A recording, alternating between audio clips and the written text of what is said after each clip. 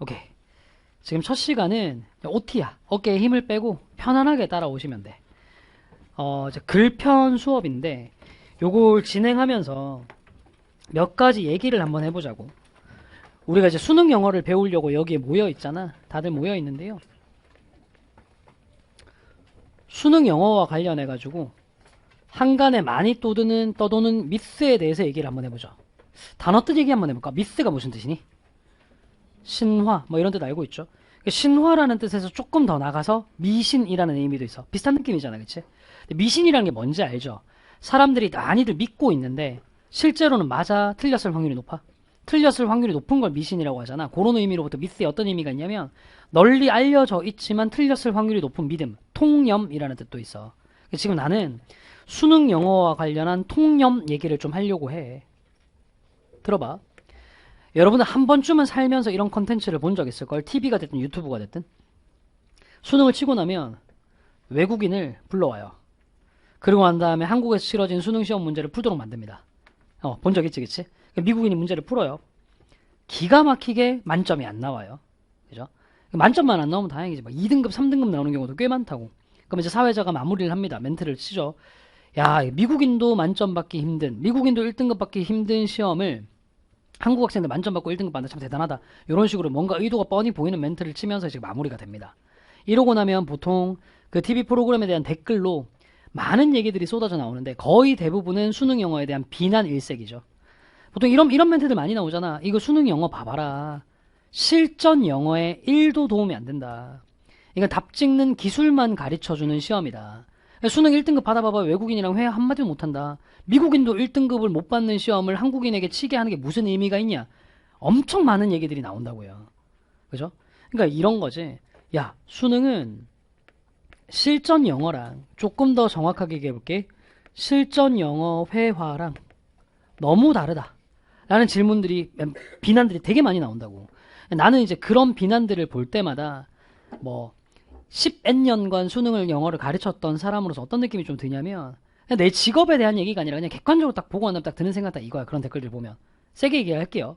촬영 중이긴 하지만 그냥 아무것도 모르면 입 다물고 있는 게 사람이 덜 무식해 보이는 방법인데 왜 모르면서 떠들까 이거예요. 그러니까 딱 깨놓고 얘기하면 이렇거든. 대한민국 수능 영어 시험은요. 영어 회화 능력을 물어봐야 될 이유가 1도 없어요.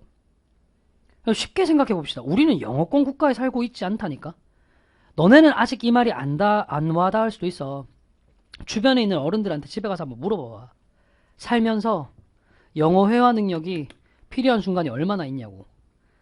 되게 특수한 직업군에 종사하고 있지 않으면 영어 회화 능력이 필요한 경우는 거의 없어요. 그러니까 특수한 직업군, 아예 영어 회화로 먹고 살아야 되는 통번역사 그런 경우 제외.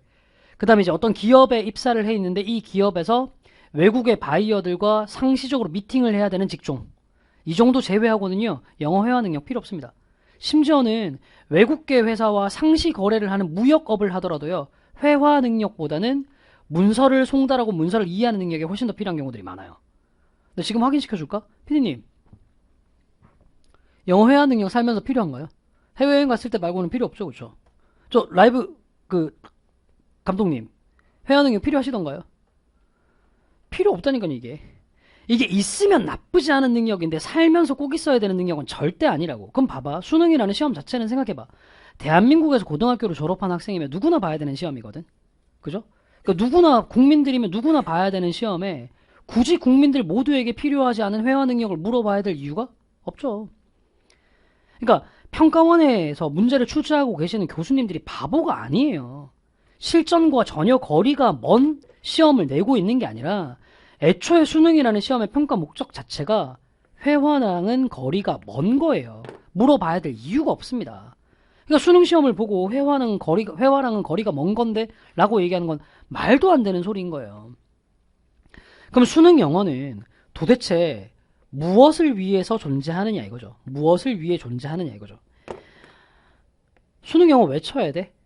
수능이라는 시험 자체가요. 대학 수학 능력 평가의 줄임말이잖아. 대학 들어가서 네가 수업을 들을 수 있을 만한 능력이 있는지 없는지를 보겠다 이거야. 너 대학 들어가잖아. 어지간한 과목을 전공하면 어떤 과목을 전공하든 간에 2학년 이후부터는 전공 서적을 봐야 될 거라고. 근데 전공 서적 중에 상당한 비율이 영어로 되어 있는 원서예요. 어쩔 수 없어요. 왜냐하면 우리가 살고 있는 이 시대에 대다수의 첨단 지식들은 영어권 국가에서 나오거든요. 이 영어권 국가에서 나온 원서를 가지고 공부를 할 수밖에 없다고. 원서가 100%다 한국어로 번역되어 있지 않은 경우들이 훨씬 더 많다고. 네가 경제학과를 가든 생물학과를 가든 의대를 가든. 그래서 수능 영어는요. 딱 거기에 포커싱을 맞추고 시험을 칩니다. 뭐냐면 네가 대학 들어가가지고 나중에 어차피 영어로 되어 있는 원서를 읽을 텐데 그때가 되었을 때 영어로 되어 있는 텍스트를 네가 읽고 이해하는 능력이 있는지를 물어봐야 된다고. 이게 갖춰진 학생이어야 대학 들어가서 원서를 읽을 수 있을 거 아니야. 이게 수능의 테스트 목적이에요. 그러니까 수능 영어 시험 가지고 실전 영어 회화 능력과는 너무 거리가 먼 시험이라고 비난하는 건 이거랑 똑같아. 봐봐. 야, 왜 국어 영역에서는 실전 회화 능력 안 물어봐? 왜 우리말 잘하는 학생들이 국어는 시험만 보면 4등급 나와? 국어 시험은 문제가 있어. 넌 이게 말이 되는 얘기라고 생각하니? 수능도 똑같아요. 수능 영어도 똑같다고. 애초에 그런 걸 묻는 시험이 아닙니다. 제가 이제 이런 얘기를 왜 한참 했냐면 학습의 목표를 명확하게 하라고. 나는 지금 여러분들한테 그냥 영어를 가르치러 온 게 아니라 수능 영어를 가르치려고 하는 거예요. 이거 회화 능력이랑 달라요. 100% 이게 OT 영상이기 때문에 또 유튜브에도 올라갈 거란 말이에요. 이런 거 나오고 나면 댓글로도 엄청 많이 질문이 오고 DM으로도 저한테 질문 엄청 많이 오는데 심지어는 수업 영어를 하고 있는 학생들도 질문을 해요. 선생님 제가 수능 영어에 좀 도움을 좀 받으려고요. 지금 N수생인데요. 지금 당장 수능 공부를 하기엔 좀 그래서 좀 쉬어가는 김에 쉴 겸 시험 회화를 좀 공부를 좀 해놓으면 수능에 도움이 될까요? 답 나왔죠? 되겠냐고. 그러니까 네가 국어 영역에 회화 능력이 딸려가지고 국어 영역 비문학이 안 읽혀? 아니잖아. 물론 하면 도움이 조금은 되겠죠. 단어라도 외울 테니까. 근데 이거는 그냥 국어 우리말로 말 잘하면 국어 영역 비문학을 잘 읽을 수 있을 거예요 라고 똑같은 얘기라고. 수험생들도 이런 질문을 한다니까. 와가지고 선생님 제가요 영어를 잘 못하는데요. 영어를 좀 잘하기 위해서 놀 때도 미드를 볼까요? 이제 답이 좀 되죠. 그럼 마치 이거랑 똑같다니까. 선생님 제가 국어 영역이 너무 딸려서요. 비문학 독해력을 늘리기 위해서 더 글로리를 보면서 공부하면 어떨까요? 이게 무슨 빡대가리 같은 질문이냐고. 아무 관련이 없습니다. 아무 관련이 없어요. 우리는 읽기를 위한 공부를 하셔야 돼. 근데 이제 수능에서 읽기를 해야 될 글들이 해리포터가 아니라니까. 그냥 여러분들 어렸을 때 보던 뭐 찰리와 초콜릿 공장 이런 게 아니에요. 수능에 나오는 글들은요. 굉장히 아카데믹한 글들이에요.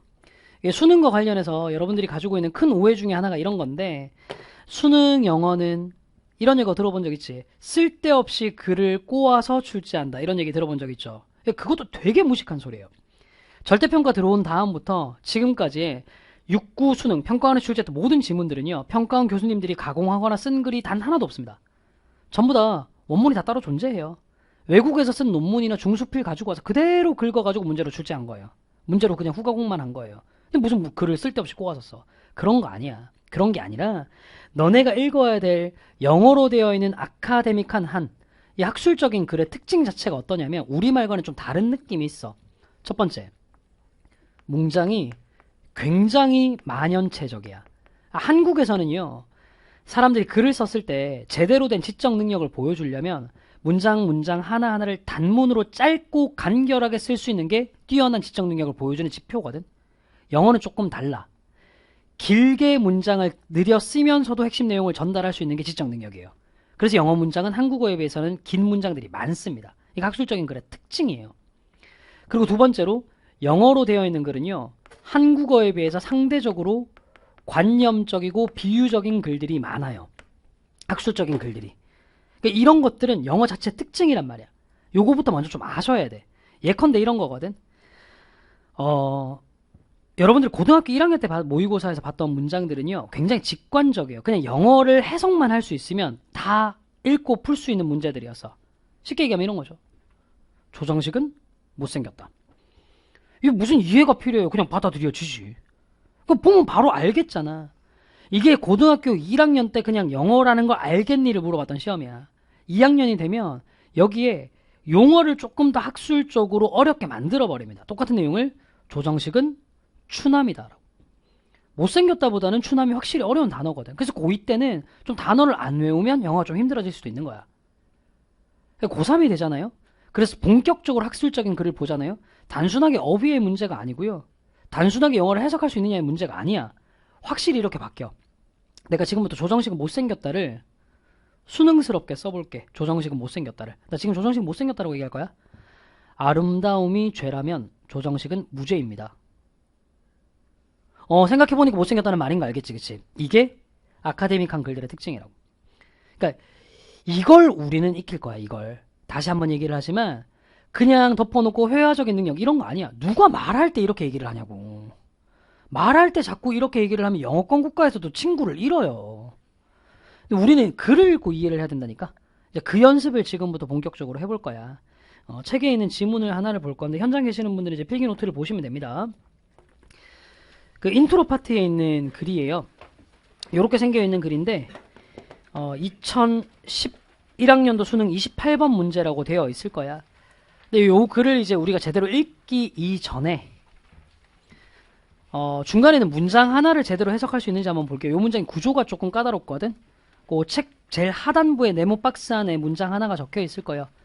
더 마인드라고 적혀 있는 요 문장이거든. 자, 요거 읽고 난 다음에 해석 한번 해봐봐. 잠깐만 단어 뜻 모를까봐 미리 알려줄게. reluctant 하면 꺼려하는 이란 뜻이다. 그리고 is supposed to 하면 뭐뭐 해야만 한다의 뜻이야. is supposed to 뭐뭐 해야만 한다, 뭐뭐 할 예정이다, 요 정도의 뜻이야. 됐지? 자, 지금부터 문장 읽고 이해해보세요. 시작.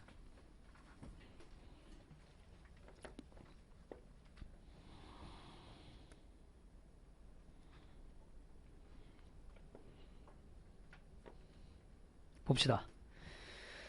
이 단어를 다 아는데도 짧은 시간 동안 소화하기가 쉽지 않을 거야. 대부분은 여기서부터 문제가 생기는 경우들이 많거든. 우리 대부분은 적절하게 생각하기를 꺼려할지 모른대. 되게 좋아. 그 다음에 어떻게 되냐면 생각이 그 모든 것이야 까지는 좋은데 여기를 어떻게 처리해야 될지가 1차 멘붕 오는 경우가 많다고요. 그러니까 이게 사실 글을 그냥 읽을 때는 큰 문제가 없는 경우들도 꽤 많았어. 어차피 다른 거 단어 대충 다 알거든. 그래서 내용 뭉개면 돼. 앞뒤 문맥으로. 아, 생각을 적절하게 안 하는구나 라고 뭉갰으면 크게 문제가 없어. 근데 문제는 뭐냐면 이게 당시에 수능에 출제됐을 때요, 이 문장은 실제로 이쪽 구간에서 빈칸이 뚫려 있었습니다. 그러니까 뒤쪽 구간만 보고 빈칸 내용의 문제를 풀어야 되는 거예요. 근데 네가 지금 해석이 안 되는 게 이쪽 구간이잖아. 이럴 때는 문제가 생긴다니까. 그래서 문장 해석법을 익혀야 되는 게 이런 것 때문이에요. 대충 뭉개서 해석이 되면 다행인데 조금 추상적이고 너무 어렵거나 혹시나 특정한 문장을 읽어야지만 문제를 풀 수 있는 빈칸 유형 같은 경우면 구조 모르면 이제 망하는 거죠. 그래서 내가 이제 좀 이거 설명을 좀 한번 해볼게. 문법 얘기해서 미안해. 이 all이라는 말이 모든이라는 뜻의 형용사로 사용될 수 있어요. 문법 용어 써서 미안해요. 모든. 그러니까 어떤 단어의 의미가 이제 니은으로 끝나면 형용사거든. 모든. 근데 all이라는 단어가 모든 것이라는 뜻의 명사로도 사용될 수 있어. 모든 것. 그럼 봐봐. 여기 모든 것 명사란 말이야. 여기 it 또 대명사란 말이야. is supposed to do 동사란 말이야. 명사 뒤에 명사 동사 나오잖아. 그냥 무조건 수식이야. 무조건 수식이야. 그러니까 문법 용어를 쓸 필요도 없어요. 그냥 딱 너네가 알고 있는 표현대로 얘기하면 이렇게 되는 거야. 내가 읽은 책 The book I read예요. 그가 만났던 소녀 The girl he met예요. 괜찮지? 그럼 이 문장은 이렇게 해석되겠네. 마음은 적절하게 생각하길 꺼려할지도 몰라. 생각이 모든 것일 때, 그것이 해야만 하는 모든 것일 때. 이제 괜찮아? 여전히 안 괜찮죠. 해석은 됐지만 무슨 말인지를 모르겠다고. 니들이 제일 많이 하는 질문 중에 하나가 이거잖아요. 선생님, 저는 해석이 되는데 무슨 말인지 모르겠어요. 이제 거기에 대한 얘기다. 알겠지? 중요한 팁을 좀 2개를 드릴게요. 현장에 계시는 분들도 필기노트에 없는 내용이니까 필요하신 분들은 좀 적어보세요. 읽기의 팁. 첫 번째, 이 대명사나 여러 지시 표현들 있잖아요. 이런 것들 나오면 지시 대상을 파악하는 훈련을 좀 하세요. 이게 뭔 얘기냐면 이거 대명사인 거 다 안단 말이야. 그리고 우리말에도 대명사라는 품사가 있거든. 대명사 무슨 역할 하죠? 앞에 나왔던 명사를 대신하는 역할을 하잖아. 다 안다고. 우리말에도 있는 품사고 문법적으로 어려운 말이 아니야. 문제는 뭐냐면 한국인은 말을 할 때도 그렇고 글을 쓸 때도 그렇고 대명사를 잘 안 써요. 너 한번 생각해봐. 오늘 이제 수업 다 끝나고 6시에 딱 나갈 때 복도 내려가면서 옆에 있는 친구랑 대화 한번 나눠보라고. 너랑 네 친구랑 똑같이 조정식의 수업을 듣고 나갈 때조차도 대화 나눌 때 야, 그 수업 어땠어? 라고 얘기 안 해. 조정식 수업 어땠어? 라고 얘기하지. 그러니까 한국인들은 말하는 사람 듣는 사람은 서로 다 알고 있는 대상에 대해서 얘기할 때도 대명사 지시어 표현 안 써요. 그냥 명사로 쓰는 게 익숙하지. 그러다 보니 영어와의 갭이 생깁니다. 영어 문장에서 대명사가 등장하면 생각해보면 머리로는 알거든. 이게 앞에 나오는 명사를 대신한다는 걸. 근데 그냥 읽어나갈 때는 그 생각 못하고 얘를 그냥 하나의 명사처럼 그것으로 처리를 해버리는 거야. 그러니까 이제 내용 처리가 제대로 안 되는 거지. 진지하게 한번 해보자. 이 단수 복수? 단수. 그럼 지금 이 문장에는 단수 명사가 두 개가 있어요. 누구랑 누구? mind 또 thinking. 그럼 둘 중에 뭔지를 생각해 볼 텐데 생각이 모든 것이래. 그것이 해야만 하는. 이거 mind야 thinking이야? 마인드로 봐야죠. 아니 생각이 모든 것이야. 생각이 해야만 하는. 이건 말이 이상하단 말이야. 그러니까 요거는 마인드일 수밖에 없어. 됐어? 그럼 다시 한번 해석해 볼게요. 마음은 적절하게 생각하길 꺼려해요. 언제요? 생각이 모든 것일 때요. 마음이 해야만 하는 모든 것일 때요. 이제 괜찮아? 한 3명 끄덕이네요. 아직 안 괜찮죠? 그치? 여전히 해석은 되지만 무슨 말인지 모르겠어. 이제 거기에 대한 얘기다. 되게 중요한 얘기인데 속도 관련한 얘기거든. 읽을 때 속도가 되게 중요해. 내가 현장과 온라인에서 학생들 좀 가르쳐 보다 보면 극상위권을 안정적으로 뚫어내는 애와 그렇지 못한 아이의 가장 큰 차이가 속도예요. 근데 이 속도가 여러분들이 상상하는 것처럼 극상위권일수록 빠르게 읽겠지가 아니야. 오히려 보통 성적대가 애매한 애들이 글을 어떻게 읽냐면 눈으로 읽는 속도랑 눈이 따라가는 속도랑 읽기의 속도를 똑같이 맞춰서 읽어요. 성적대가 애매한 애들이. 그래서 얘들이 글을 어떻게 읽냐. 자, 눈으로 읽을 수 있는 속도대로 글을 그대로 읽습니다. 이렇게 쭉 읽고 난 다음에 글이 이해가 안 가잖아? 그럼 뭐 하니? 뭘 하긴요. 처음부터 다시 읽죠. 시험장에서 니들이 했던 짓이야. 근데 너 이제 가슴에 손을 얹고 가만히 생각해 봐봐. 시험장에서 읽었을 때 한 번 읽어서 이해가 안 갔던 지문을 시험장 내에서 다시 읽었을 때 시험장 내에서 아, 두 번째 읽으니까 알겠다 라고 깨달음이 왔던 순간이 있어? 없어. 장담컨대. 다 끝나고 집에 가서 읽어보니까 아, 이거 그거였구나 할 수는 있어도 같은 시험장 내에서는 절대 그거 안 된다니까. 그러니까 같은 시험장 내에서 똑같은 지문을 2번, 3번 읽는 건 그냥 틀린 전략이에요. 아무리 읽어봐야 이해력이 높아지지 않습니다.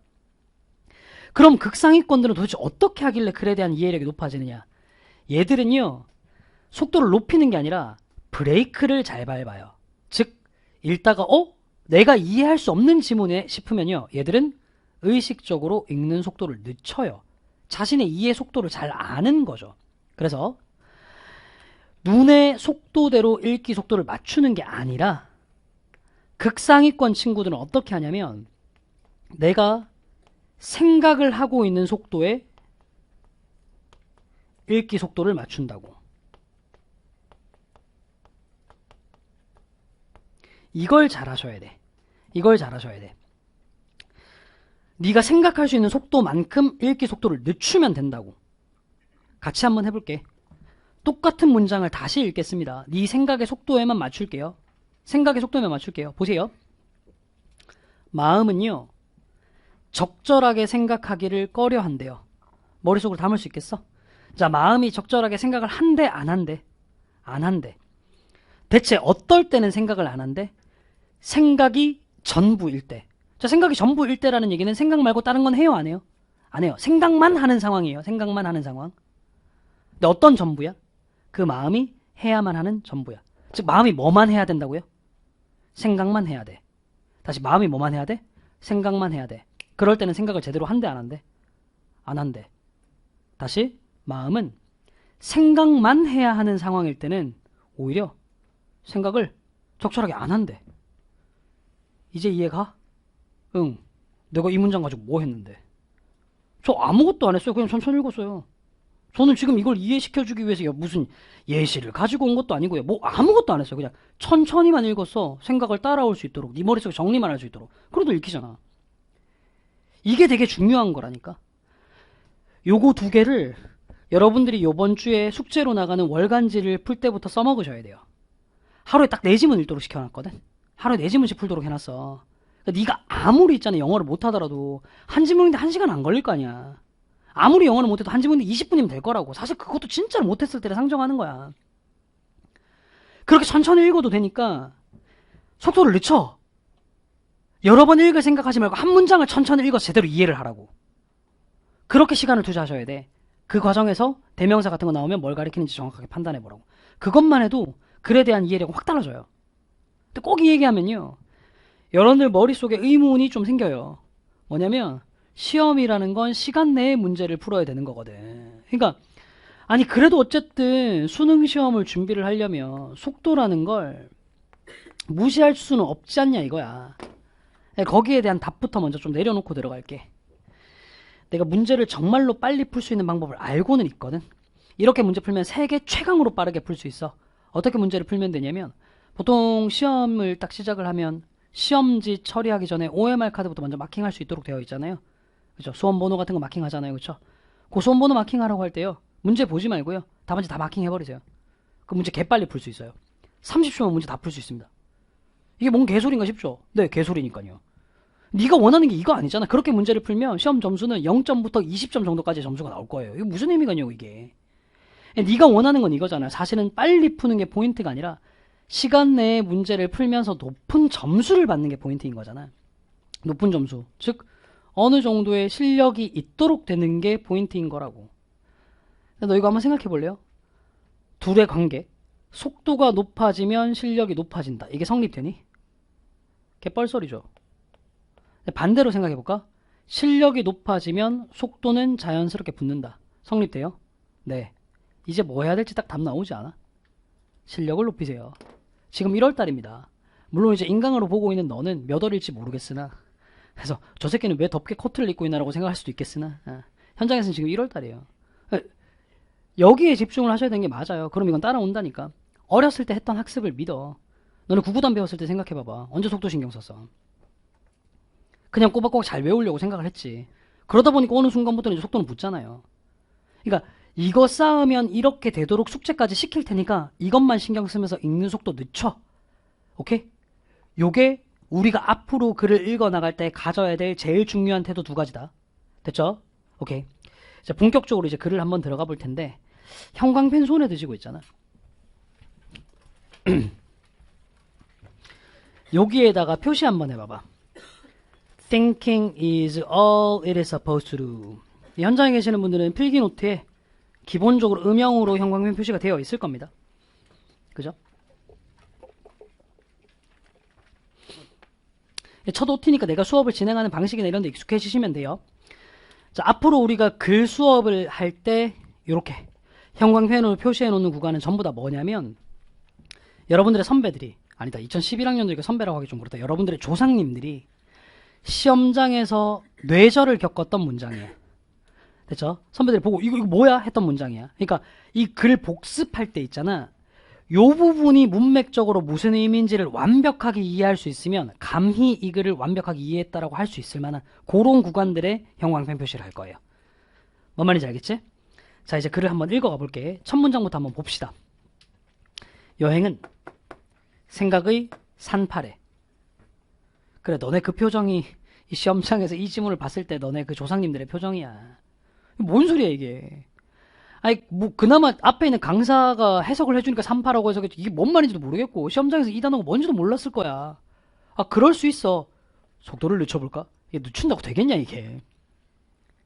여기서부터 이제 이야기가 시작이거든. 우리는요 글을 읽을 거야. 되게 당연하지만 여러분들이 간과하고 있는 얘기 한번 해봅시다. 글이라는 건요 결국은 필자가 자신의 생각을 소통하기 위해 쓴 거거든. 일기를 제외한 모든 글은 그렇잖아요. 자신의 생각을 소통하기 위해서 쓴 글이야. 그쵸? 당연히 소통하려고 쓴 게 글이니까 필자는 글이 이해 가능하도록 썼을 거예요.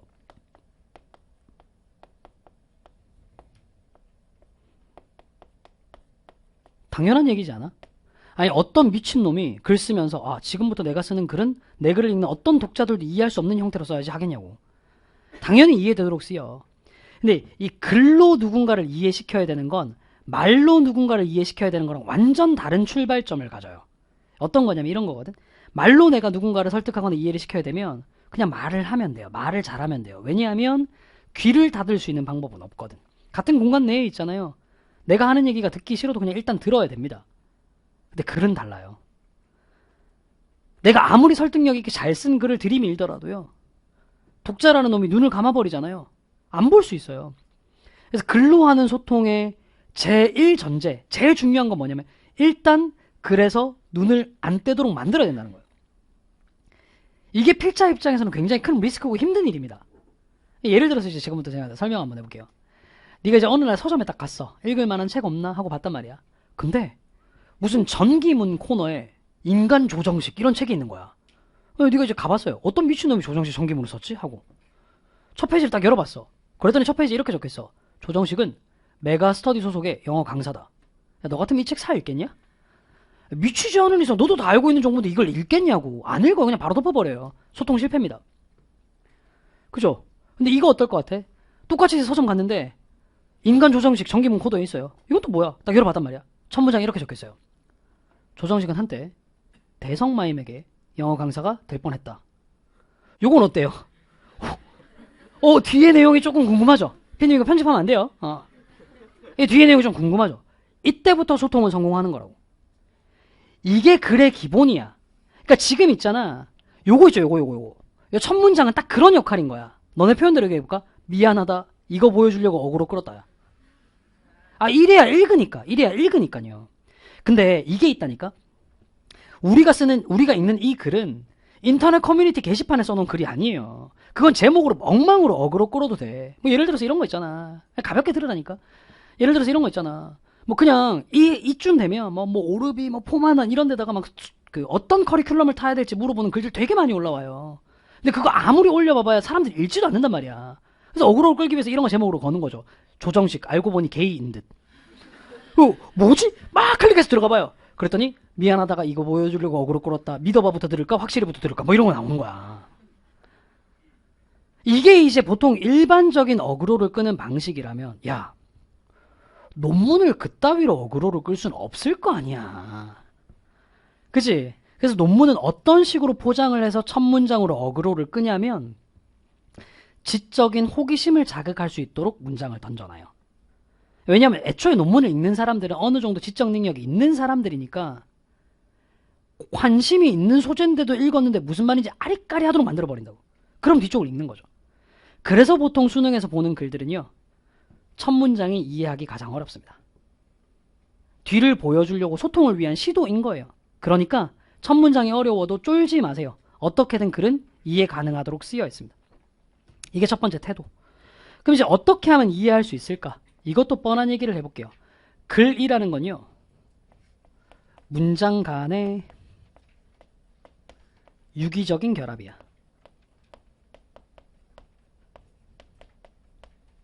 알고 있는 얘기야. 글 한번 써봅시다. 갑자기 최근 들어서 날씨가 좀 추워지고 있어요. 제 이름은 조정식입니다. 오늘따라 커피가 좀 맛있네요. 코어의 중계는 잘 되고 있는지 모르겠다. 야, 이걸 우리가 글이라고 하니?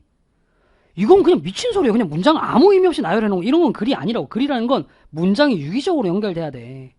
이거 너네 잘 알고 있거든? 얼마나 무의식적으로 여러분들이 잘하고 있는지를 내가 지금부터 보여줄게. 나 지금부터 글 쓸 거야. 봐봐. 첫 문장, 메가스터디는 좋은 회사야. 두 번째 문장, 강사진들이 훌륭해. 질문, 여기서 강사진들은? 어디 강사진들? 메가스터디. 나는 단 한 번도 메가스터디 강사진들이라고 얘기한 적 없어. 근데 너 어떻게 메가스터디 강사진인 줄 알았어? 연결돼 있을 거라고 생각하니까. 이게 상식인 거잖아요. 야, 근데 이 똑같은 글을 내가 얘기를 하면서 메가스터디는 좋은 회사야, 강사진들이 훌륭해 해서 강사진들이란 메가스터디 강사진들을 얘기한다 라고 하는데 어떤 애가 시비를 건다고 쳐봅시다. 쌤, 그거 시대인재 강사진일 수도 있잖아요. 누가 그런 질문하면 너 무슨 생각 드니? 이건요 그냥 시비를 위한 시비예요. 의미 없는 질문이라고. 이건 글을 읽겠다는 태도 자체가 아닌 거잖아, 그치? 너네가 영어로 된 글을 보면 똑같은 태도로 대한다고. 선생님, 이게 어떻게 연결돼요? 의미 없는 질문이라니까? 글은 문장이 연결되도록 쓰여 있는 거야. 다시 이 지문으로 가볼게. 봐. 첫 문장이 뭔 소린지는 모르겠어. 근데 최소한 이건 알지 않겠니? 이 글은 무엇과 무엇에 대한 글일까? 그래, 여행에 대한 글일 거야. 또요? thought, 생각에 대한 글일 거라고. 이게 굉장히 어려운 얘기는 아니잖아, 그치? 그러면 이 다음 문장부터도 여행, 또 생각, 여기에 대한 얘기들이 나오지 않겠냐고. 마치 좀 전에 메가스터디는 좋은 회사다 해놓고 나면 다음 문장에서 메가스터디란 말 한마디도 없더라도 메가스터디와 관련한 얘기일 거라고 자연스럽게 연결해서 읽는 것처럼. 지금부터 읽는 내용은 여행, 생각과 관련한 내용일 거야. 괜찮니? 그대로 그렇게 읽어볼게요. 보세요. few 앞에 없다. 거의 없는 이란 뜻이죠. 거의 어떤 장소도 more conducive, 더 도움이 되진 않아요. 내면의 대화에 더 도움이 되진 않아요. 뭐보다? 움직이는 비행기, 배 혹은 기차보다. 됐어? 얘들아, 상식적으로 조금 생각해볼까? 첫 문장이랑 붙일 거야. 유기적으로 연결되니까 여행과 생각과 관련한 글이야. 어이, 움직이는 비행기, 배 혹은 기차. 뭐랑 같은 말이니? 여행요. 됐죠? 아니 강사야, 나는 움직이는 비행기, 배, 기차가 왜 여행인지 모르겠는데 엄마랑 상의를 좀 한번 해봐봐. 이건 상식적인 얘기잖아요. 그럼 조금 더 확장해볼까? 이 문장에서 생각과 관련한 내용도 나오지 않았을까? 끄집어내봐봐. 뭐가 생각처럼 보이니? 그렇지, internal conversation. 내 내면에서 이루어지는 대화. 됐죠?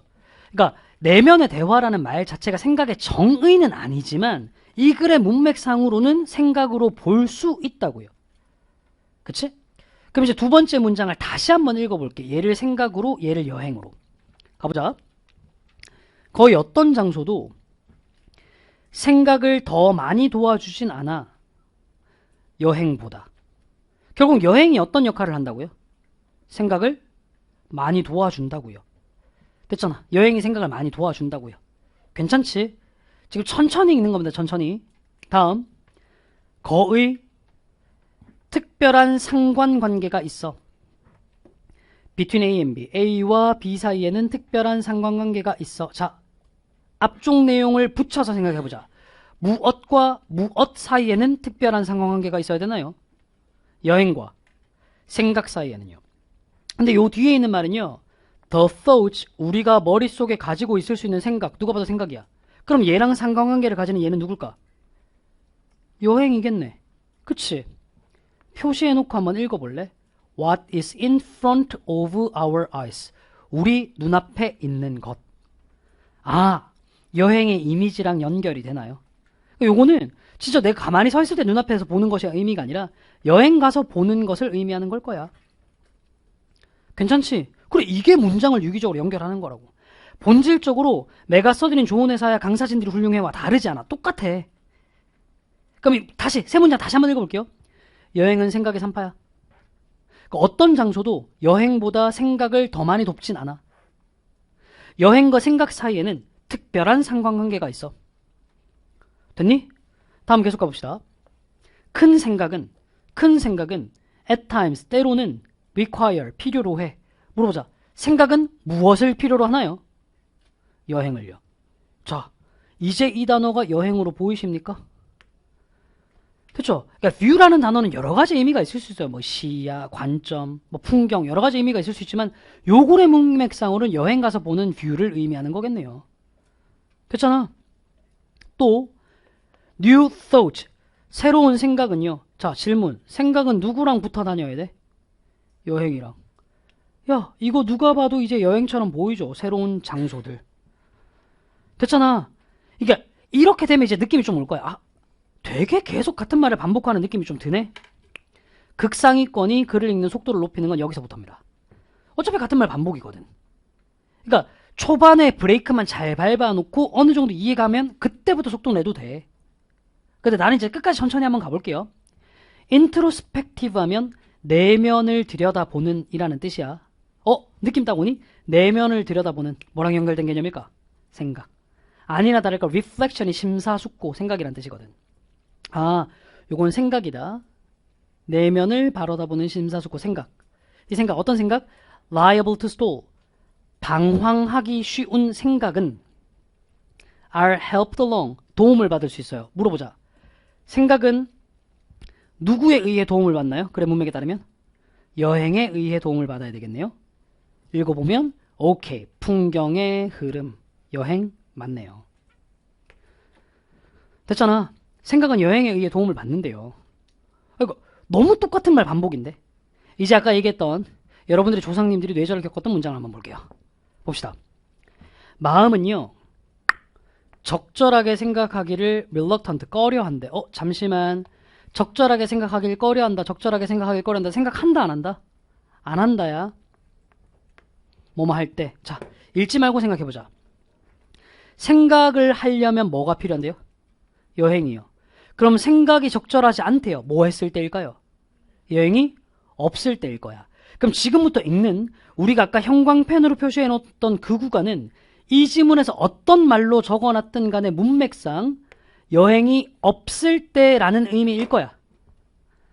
납득됐어? 그렇게 읽을 거야 지금부터. 여기는 여행이 없을 때라는 의미다. 가볼게. 생각이 모든 것이야.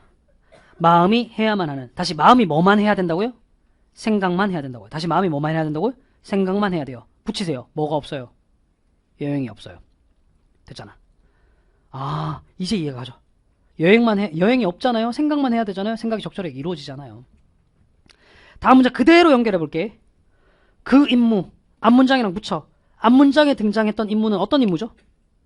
생각을 하는데 여행이 없어. 됐잖아. 그런 임무는 can be paralyzing. 그리고 사람을 마비시킬 수 있어요. 그 생각이 제대로 안 된다고요.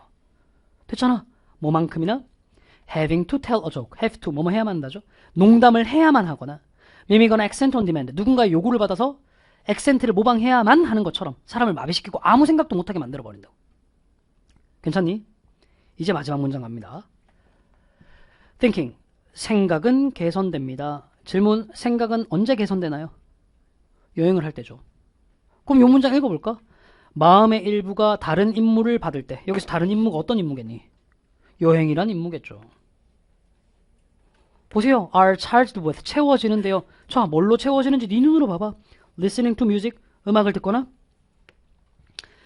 나무의 선을 따라가는 거야. 좋아. 여행의 이미지 그대로 딱 그려지나요? 끝. 이렇게 읽으셔야 된다고요. 야, 읽고 나니까 되게 뻔한 글이라는 거 알겠죠? 여행을 많이 하면요 생각을 많이 할 수 있어요. 야, 이 얘기는 우리 집에 있는 초등학교 1학년 맏아들도 할 수 있겠다. 근데 그렇게 적어놓으면 글이 안 팔린다니까. 그래서 봐, 이렇게 어그로를 끈 거야. 여행은 생각의 산파다. 그게 다라고요. 그러니까 앞으로 이제 수능에 있는 글을 읽을 때는 항상 이 마인드로 읽는 겁니다. 어쨌든 이해 가능하다. 그리고 그렇게 이해를 하려면 문장을 유기적으로 연결만 하면 된다. 이렇게 유기적으로 연결할 때 제일 중요한 마인드, 이해가 안 될수록 천천히 읽어라. 그리고 대명사 같은 거 함부로 날리지 말고 꼼꼼하게 잡아가면서 읽어라. 됐죠? 아니 그럼 강사야, 왜 이렇게까지 읽을 수 있어야 되는데? 말씀을 드려볼게. 요게 당시 수능에 빈칸 문제로 출제가 됐습니다. 근데 빈칸이 어디에 뚫려서 나왔냐면 요 구간이 빈칸으로 뚫려서 나왔어요. 요 구간이. 됐죠? 이거 빈칸의 줄임말 아닙니다. 설마 영어 강사가 빈칸을 BC라고 적겠냐? 블랭크 컴플리션, 빈칸 완성이란 거예요. 그럼 실제 시험장 들어가서 여기를 빈칸으로 뚫어서 문제를 내면 시험장에서 이 문제를 푸는 학생 입장에서는 어떤 게 가능해야 되냐? 이게 가능해야 돼. 생각만이 모든 것이네. 어머나? 누가 없어? 여행이 없네. 결국 이 문장은 문맥상 여행이 없는 상황을 묻는 거구나. 생각이 적절히 이루어지지 않겠네. 정답. 요렇게 문제가 풀려야 된다고요. 그러니까 이 문제를 풀 수 있는 방법론 세상에 존재하지 않습니다. 그러니까 제발 부탁이니까 여러분들 있잖아요. 빈칸 문제를 풀기 위한 어떤 방법론이 있을 거라고 생각하지 마. 없어 그런 거. 그런 거 없다니까. 그러니까 알아. 나도 뭐 유튜브나 이런 데서 돌아다니는 빈칸 문제를 빨리 풀 수 있는 방법론 설명하는 사람들이 뭘 하는지를 알아. 카메라가 있어가지고 센 요구 못하겠고. 이렇게 문제를 풀겠지. 더 태스크니까 빈칸에 있는 임무겠죠. 사람을 마비시킬 수 있다네요. 긍정적일까요? 부정적일까요? 부정적인 단어가 들어가면 되겠네요. 정답은 이거예요. 릴럭턴트, 꺼려하는 부정적인이란 말 있잖아. 이거 보고 나면 애들이 신박하네 하고 있다. 진짜 답답해 미칠 것 같아. 그게 그 사람들이 그렇게 푸는 게 가능한 이유는 정답을 알고 있어서 그렇고요. 지 인생을 걸고 치는 시험이 아니라서 그렇습니다. 어떤 미친놈이 지 인생 걸고 치는 시험에서 빈칸 문장 던져놨는데 뒤에 문장만 보고 답 체크하겠어요? 없어요. 근데 진짜 100% 장담하거든. 일부만 읽고 정답을 찾을 수 있다라고 얘기하는 강사 새끼들 있잖아. 다 불러 모아가지고, 야, 너 3월부터 수능까지 지금부터 고3들이 치는 모든 모의고사 다 쳐야 되는데, 영어 문제 한 문제라도 틀리면 강사 자격 평생 박탈이라고 얘기하잖아요? 그렇게 읽고 문제 푸는 새끼 한 명도 없을 거예요. 장담해. 말도 안 되는 거야. 교수님들이 그렇게 알량하게 문제 안 내요. 수능은 결국 읽고 푸는 시험이에요. 읽고 푸는 시험. 그게 다예요. 수능에서 어떤 난이도의 문제가 나와도 풀 수 있는 무적의 방법론. 딴 거 없습니다. 잘 읽고 글을 이해하면 돼요. 이 수업은 그런 걸 가르쳐주는 수업입니다. 그러니까 지금 이제 여러분들한테 이런 느낌이 좀 들 수가 있어. 다 좋아, 다 좋은데 내가 과연 시험장에서 이걸 보고 여행이 없을 때라고 생각할 수 있을까? 자신 없는데? 야, 이제 수업 시작한 지 1시간도 안 돼서 한 지문 배웠어. 이 문제가 당시 수능에서 정답률이 메가스터디 기준 38% 나온 문제야. 그러니까 그 정도 난이도의 문제를 내가 딱 한 지문 가르쳐줘가지고 한 번에 네가 모든 걸 다 맞출 수 있도록 해주면 내가 여기서 강의를 하고 있겠냐? 수능 전날 잠실 종합운동장 불러서 4만 명씩 한 번에 모아놓고 특강하겠지. 그런 거 없어. 다만 이거는 약속할게. 지금 이 강좌가 3월 말까지 갈 거거든. 그렇게 3월 말이 끝났을 때쯤 이 정도 수준의 지문은 네가 복습 잘 해왔을 때 무조건 100% 이해 가도록은 만들어 드릴게. 우린 그 훈련하면 되는 거라고. 이제 그걸 위해서 내가 강의를 어떻게 구성을 했고 너는 어떻게 예습 복습을 해야 되고를 보여드릴게요. 이건 적지 마시고요. 나중에 필요하다고 판단되면 그냥 사진을 찍어버리세요. 교재 구성을 말씀을 드릴게. 이 교재 구성을 말씀드리면 강좌의 구성 성격이 좀 보일 거거든. 크게 두 가지 파트로 나눠놨습니다. 읽기 파트가 있고요. 문제 파트가 있어. 이 읽기 파트에 있는 지문들은 2011학년도에서 21학년도까지 11년 동안 등장했던 지문들 중에 정답률이 45% 미만인 지문들만 가지고 왔어요. 이 이상은 좀 너무 쉬운 지문들이라서 정답률 45% 미만인 지문들의 중에 원문이 최대한 훼손되지 않은 지문들을 가지고 왔어요. 그러니까 절평 이후에는 훼손이 없는데 상대평가 시절에는 좋은 글을 만들기 위해서 일부러 훼손하고 이런 경우들이 꽤 많거든. 사실 이것도 훼손된 글이에요. 그러니까 어지간하면 훼손되지 않은 글들만 가지고 와가지고 수업을 좀 진행을 하도록 해놨습니다. 근데 이런 게 있잖아. 네가 읽기만 해가지고는 네가 실력이 늘었는지 아닌지 판단이 좀 힘들다고. 그래서 문제도 좀 풀도록 만들어놨거든. 이 문제는 최근 기출만 가지고 왔어요. 22학년도부터 24학년도까지 3년치에 6평, 9평 수능 문제인데요. 어떤 유형 문제를 가지고 왔냐면 첫 번째 주제 제목 요지 문제 있잖아. 모의고사 문제로는 22번에서 24번까지 배치되는 문제들요. 요거는 다 가지고 왔어요. 왜냐면은 글을 읽고 난 다음에 주제를 파악하는 것만큼 글을 제대로 이해했는지를 판단할 수 있는 거가 없거든. 이게 베스트거든. 근데 이것만을 하기에는 조금 미진한 부분이 있어서. 왜냐하면 주제 파악이 이렇잖아. 중간에 좀 붕 뜨는 문장 한두 개가 있어도 나머지 맥락을 통해서 대충 주제만 판단하고 끝나버리는 경우도 있다고. 근데 그렇게 되다 보면 고난도 문제 못 푼다는 거 네가 더 잘 알잖아요. 그래서 좀 디테일한 의미를 파악할 수 있는 유형. 왜 밑줄 친 부분에 함축적 의미를 물어보는 문제 유형 있잖아요. 21번 문제요. 그 다음 어휘가 문맥상으로 적절한지 아닌지를 물어보는 문제 있잖아요. 30번 문제요. 보통 둘 다 3점 배점 되는 문제들이죠. 요 문제들도 다 가지고 왔어요. 그러니까 작년 책자까지만 해도 대입하까지밖에 없었는데 올해는 요 두 가지 유형을 추가를 해놨습니다. 요걸로 문제 풀이도 할 수 있도록 진행을 좀 해볼 거예요. 됐죠? 그러면은 강사야, 알겠는데 수업에 대한 예습과 복습을 어떻게 해야 될까? 예, 그것도 얘기를 좀 다 해드릴게요. 일단 예습부터 말씀을 드리면 하지 마세요. 됐죠? 아니 뭐 네가 지금 들어보면 느낌이 좀 올 거 아니야. 내가 이 지문을 딱 주고 난 다음 다음 주까지 이 지문 예습해와. 그럼 너 뭐 했겠니? 읽고 이해 안 가면 한글 해석을 읽어왔겠죠. 그 한글 해석을 읽어온 상태였으면 이렇게 수업을 열심히 들었겠냐고. 100%안 들었어요. 왜냐면 대충 주제가 이해가 갔을 거거든. 근데 그렇게 돼버리면 어떤 문제가 생기냐면 이렇게 뇌절이 오는 구간을 현장에서 제대로 뚫어내지를 못해요. 네가 처음부터 이해했다고 착각하고 제대로 안 듣게 되거든. 저는 예습은 비추가 아니라 하지 말라고 말씀드리는 겁니다. 다만 이제 이런 경우는 있어.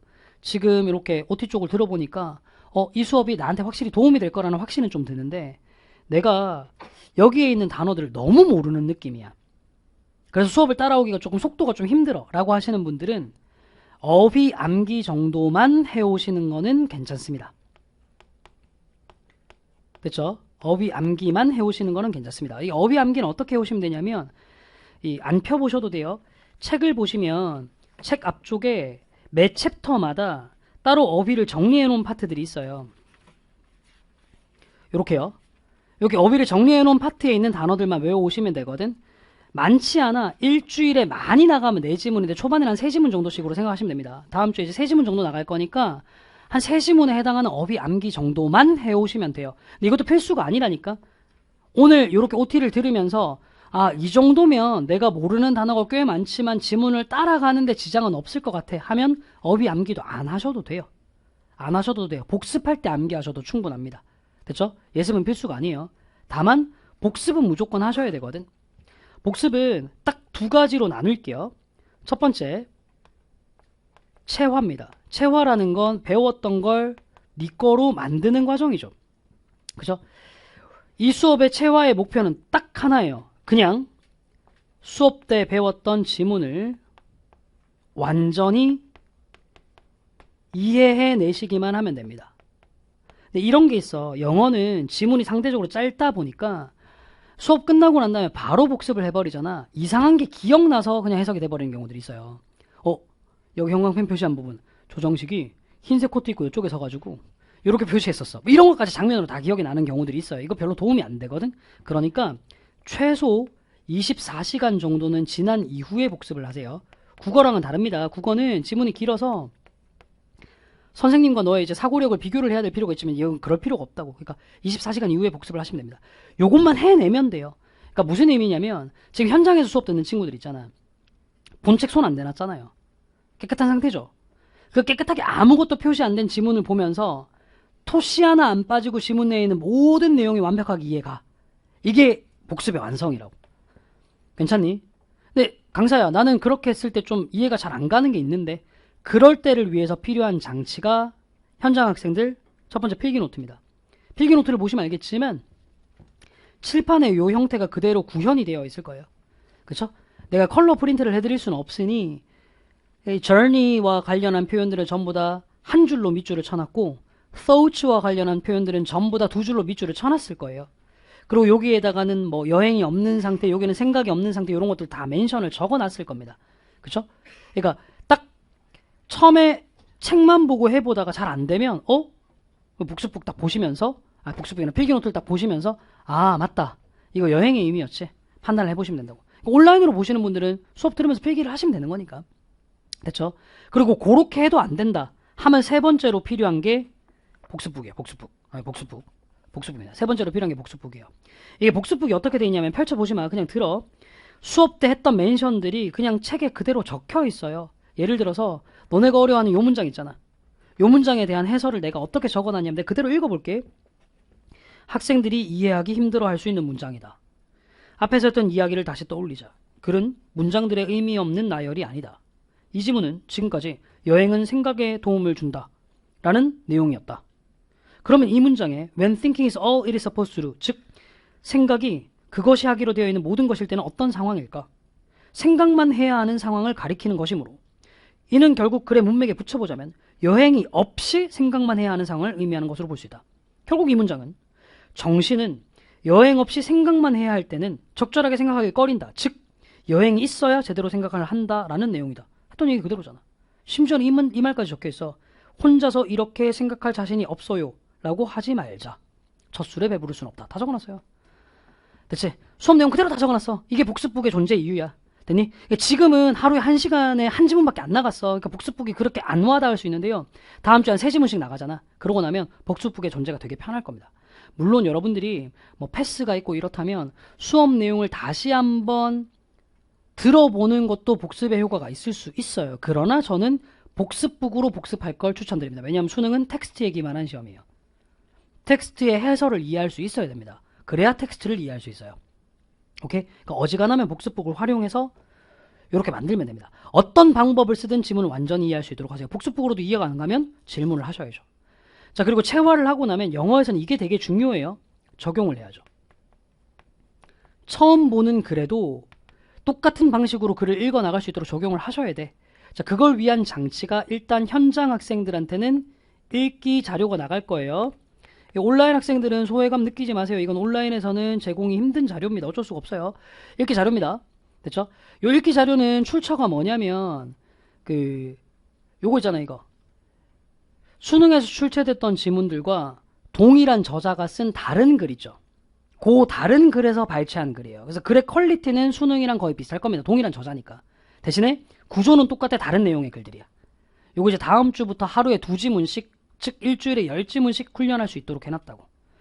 여기에 플러스로 요거는 이제 온라인에서도 동시에 진행할 수 있을 테니까 월간지 푸는 거 있죠. 요걸로 적용해 보시면 됩니다. 이거 다 처음 보는 지문일 테니까. 괜찮지? 요렇게 해가지고 예습과 복습까지도 진행을 하시면 된다고요. 예, 포인트는 이 체화랑 적용까지 하셔야 복습이 이루어지는 겁니다. 맨날 똑같이 봤던 지문들 보면서 내용 다 이해가는데 이거 의미 없어요. 처음 보는 지문에도 적용할 수 있어야 되죠. 됐죠? 제가 이제 오늘 첫 시간 OT를 진행하면서 우리가 배우는 수능 영어의 목표는 뭐고 그거에 어떻게 진행돼야 되는지 지문으로 직접 보여드렸고 그걸 위한 강의의 구성은 어떻게 되고 예복습은 어떻게 해야 될지를 다 보여드렸어요. 근데 느낌이 좀 올 거야. 이 수업은 전제로 깔려있는 게 좀 있어. 첫 번째, 어휘는 어느 정도 알아야 수업이 진행이 됩니다. 이거는 네가 외워오면 진행할 수 있어. 근데 두 번째 더 큰 게 있죠. 문장 해석이 어느 정도 돼야 돼요. 아예 문장을 해석 자체도 못하는 학생인데 수업을 들을 수는 없습니다. 그래서 현장에서는 문장편 수업을 초반부터 2시간씩 더 오래 길게 깔고 가는 거예요. 오케이? 문장 해석부터 돼야 요게 된다는 거 잘 아시고요. 자, 현장에서는 5분 후에 문장편 계속 가보도록 할게요. 저 시계 기준으로 4시 8분까지 들어오세요. 쉬세요.